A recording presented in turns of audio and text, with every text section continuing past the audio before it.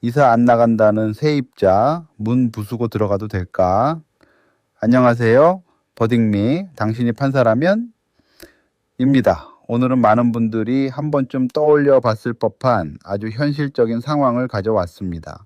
전세 계약이 끝났는데 세입자가 나가지 않는다면 어떻게 해야 할까요? 문을 부수고 들어가도 될까요? 아니면 그냥 기다려야 할까요? 2억원짜리 아파트를 둘러싼 45일간의 긴박한 기록, 지금 바로 시작합니다.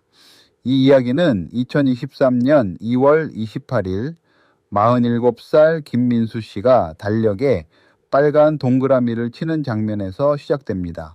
경기도 수원시 영통구의 한 아파트 전세 계약 만기일이었습니다. 2년 전 42살 박영희 씨에게 2억원에 내준 이 집에는 이미 새로운 세입자가 기다리고 있었습니다. 3월 5일 입주 예정이었고 계약금 2천만 원은 이미 받은 상태였죠. 그런데 2월 28일 저녁이 되어도 박영희 씨는 집을 비우지 않았습니다. 김민수 씨가 오후 6시에 전화를 걸었지만 받지 않았어요. 초인종을 눌렀더니 안에서 아이들 뛰노는 소리가 들렸습니다. 내일 나가시려나 보다 생각하며 돌아섰지만 불길한 예감이 들었습니다. 한 달 전부터 이사 날짜를 묻는 문자에 박영희 씨는 알겠습니다 라는 답만 반복해 왔거든요. 3월 1일, 3월 2일, 3월 3일. 김민수 씨는 매일 그 아파트를 찾아갔습니다. 초인종을 누르면 안에서 인기척은 있었지만 문은 끝내 열리지 않았습니다. 전화는 계속 꺼져 있었고요. 3월 4일 저녁 김민수 씨는 현관문에 손편지를 붙였습니다. 내일 새 세입자가 입주합니다. 제발 연락 주십시오. 그날 밤 새 세입자에게서 전화가 왔습니다. 집주인님, 제가 내일 못 들어가는 건가요? 3월 5일 오전 김민수 씨는 경찰을 데리고 아파트에 갔습니다. 경찰관이 초인종을 눌렀지만 반응이 없었습니다. 경찰관은 말했습니다. 강제로 문을 열 수는 없습니다. 법원 명도 소송, 그러니까 퇴거를 요구하는 소송을 하셔야 합니다. 그 말에 김민수 씨는 무릎이 꺾이는 것 같았습니다. 새 세입자에게 계약금 2천만 원을 돌려주고 위약금 2천만 원을 추가로 지급했습니다. 한순간에 4천만 원이 날아간 겁니다. 3월 10일 변호사 사무실을 찾은 김민수 씨는 소송 절차를 듣고 망연자실했습니다. 빨라도 두세 달, 그 사이 2억 원이 고스란히 묶이는 거였으니까요. 변호사 비용 300만 원에 인지대 등 부대 비용 50만 원까지 또 나갔습니다. 그러던 3월 15일 경비실에서 전화가 왔습니다. 이쪽 회서 짐을 빼고 있어요. 달려가 보니 박영희 씨가 이삿짐을 나르고 있었고 김민수 씨를 보자 고개를 돌렸습니다. 저녁 7시 드디어 집이 비었습니다. 그런데 김민수 씨가 현관문을 열고 들어간 순간 눈앞에 펼쳐진 광경은 충격 그 자체였습니다. 거실 벽에는 구멍이 뚫려 있었고 주방 싱크대는 깨져 있었습니다. 안방 장판은 찢어져 있었고 베란다 유리창에는 금이가 있었습니다. 수리 견적을 받아보니 최소 800만 원. 김민수 씨는 사진을 찍으며 손이 떨렸습니다. 보증금에서 수리비를 공제하겠다고 통보하자 박영희 씨는 변호사를 선임해 답변서를 보내왔습니다. 원래부터 있던 하자이며 2년간 정상적으로 사용한 것이다. 보증금 2억원 전액을 즉시 반환하라. 재판 준비 과정에서 김민수 씨는 충격적인 사실도 알게 됐습니다. 박영희 씨는 2022년 12월부터 이미 다른 곳에 전세 계약을 했지만 그 집주인이 보증금을 돌려주지 않아 이사를 못 가고 있었다는 것입니다. 김민수 씨의 보증금으로 그 구멍을 메우려 했던 거죠.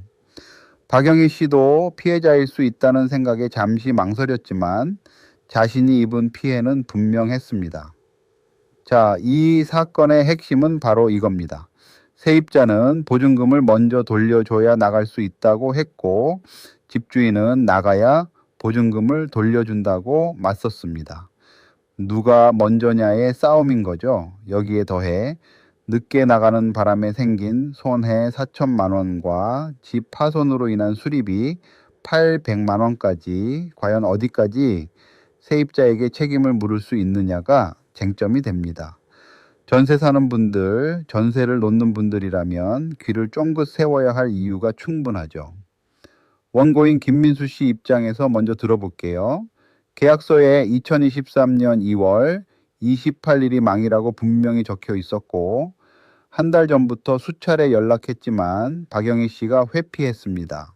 그 때문에 새 세입자 계약이 파기되어 4천만 원이라는 직접적인 손해가 생겼고 집까지 훼손된 채 넘겨받았습니다. 이건 명백한 계약 위반이라는 거죠. 반면 피고인 박영희 씨 입장도 들어볼 필요가 있습니다. 자신도 이전 집에서 보증금을 못 받아 경제적으로 이사가 불가능했다는 겁니다. 2억 원을 돌려받지 못한 상태에서 어떻게 새집 계약을 하느냐는 항변이죠. 집 손상도 2년간 생활하면서 자연스럽게 생긴 마모이며 김민수 씨가 확실한 퇴거 확인도 없이 성급하게 새 세입자와 계약한 것도 책임이 있다고 주장합니다. 박영희 씨의 상황에도 어느 정도 공감이 가는 면이 있습니다. 연쇄적인 전세 피해라는 현실이 이 사건 뒤에 숨어 있으니까요. 그렇다면 여러분은 어느 쪽 손을 들어 주시겠습니까? 지금 버딩미 블로그에서 직접 투표해 보실 수 있습니다. 김민수 씨 손을 들어준다와 박영희 씨 입장도 이해된다 중 어느 쪽인지 여러분의 판단을 직접 눌러보세요. 투표에 참여하시면 실제 판결 결과도 바로 확인하실 수 있습니다. 과연 판사는 어떤 결정을 내렸을까요? 지금 바로 이어서 공개합니다. 자, 드디어 실제 판사는 어떤 결정을 내렸을까요? 법원은 우선 계약서 제19조를 들여다봤습니다. 계약서에는 이렇게 쓰여 있었거든요. 임차인은 계약 종료 시 주택을 명도하고 임대인은 명도 완료 후 7일 이내 보증금을 반환한다. 명도, 그러니까 집을 비워주는 것이 먼저라고 분명히 적혀 있는 겁니다. 박영희 씨의 보증금 먼저 주장은 받아들여지지 않았습니다. 주택임대차보호법 역시 세입자의 퇴거 의무를 우선시하고 있고 이전 집에서 보증금을 못 받은 건 안타깝지만 그것이 이 계약을 어길 사유가 되지는 않는다고 판단했습니다. 손해배상의 범위에서는 흥미로운 결론이 나왔습니다. 계약금 반환 2천만 원은 박영희 씨의 계약 위반과 직접 연결되므로 배상 대상으로 인정했습니다. 그런데 위약금 2천만 원은요, 법원은 김민수 씨에게도 책임이 있다고 봤습니다. 세입자의 확실한 퇴거 확약도 없이 새 세입자와 계약을 체결한 건 집주인의 성급함이라는 거죠. 그래서 위약금 2천만 원은 배상 범위에서 제외됐습니다. 수리비 800만 원에 대해서는 감정인이 현장을 직접 조사했는데요. 벽구멍과 싱크대 파손은 정상적인 사용 범위를 넘어선 훼손으로 인정됐습니다. 그러나 장판 손상과 유리창 균열은 2년간의 자연 마모로 판단해 제외했고요. 결과적으로 수리비는 300만 원만 인정됐습니다. 최종 판결은 이렇습니다.